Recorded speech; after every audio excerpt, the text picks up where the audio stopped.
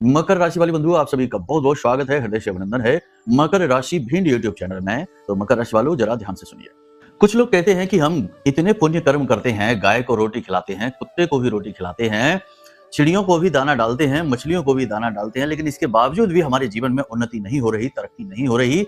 क्या करें समझ में नहीं आता है। फिर ऐसा लगता है जैसे कि किसी पिछले जन्म के पाप कर्म की सजा भोग रहे हैं। बंधुओं, ये आपके जीवन में ऐसा क्यों हो रहा है, इसके पीछे का सबसे बड़ा कारण आपकी कुंडली में छिपा हुआ है। अब समझिए, अगर कोई ग्रह आपकी कुंडली में अच्छी स्थिति में बैठा हुआ है, लाभ स्थिति में बैठा हुआ है, तब भी आप उसके उपाय करने में लगे हुए हैं, तो वह ग्रह अति सक्रिय होकर आपके काम बिगाड़ना शुरू कर देता है। जैसे कि बात करें कि अगर गुरु आपका बहुत ही शुभ स्थिति में बैठा हुआ है और ऐसे में आप गाय को रोटी प्रतिदिन खिलाने में लगे हुए हैं, हम ये नहीं कहते कि ना खिलाइए, शुभ कार्य करिए, लेकिन प्रतिदिन वाला नियमित कार्य यदि आप कर रहे हैं तो इससे आपका गुरु अति सक्रिय हो जाएगा और वह आपके अंदर कुछ ऐसे गुण उत्पन्न कर देगा जो आपके काम बिगाड़ने लगेंगे। जैसे कि आपका अभिमान अंदर आपके आने लगेगा, आपका अति आत्मविश्वास जागने लगेगा जो आपके काम बिगाड़ेगा, ज्ञान का अभिमान आने लगेगा, आप धौंस जमाने वाले हो जाएंगे, ओवर कॉन्फिडेंट हो जाएंगे, गलत निर्णय लेंगे और आपके द्वारा लिए गए निर्णय गलत साबित होंगे। दूसरों को सलाह देंगे तो उनके काम तो बनते चले जाएंगे, लेकिन आपके काम बिगड़ेंगे जो भी आप निर्णय लेकर करेंगे। कहने का मतलब यह है कि अच्छी चीज की भी अति खराब होती है, अतिशयोक्ति सर्वथा वर्जते।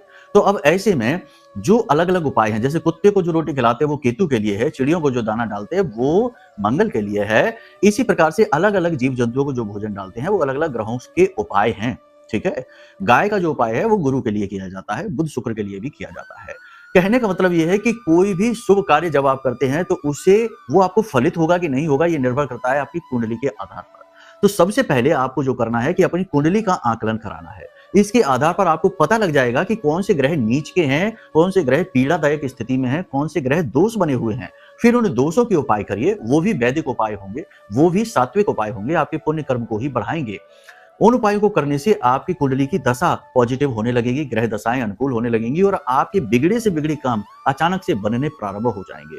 ये बहुत ही महत्वपूर्ण बात है, लेकिन लोग इसे समझते नहीं है, बस अंधों की तरह चीजों को फॉलो करते चले जा रहे हैं और देखते हैं कि कोई एक व्यक्ति तो खूब तरक्की कर रहा है इन्हीं कार्यों को करने से और हम जहां के तहां खड़े हैं, फंसे के फंसे हैं।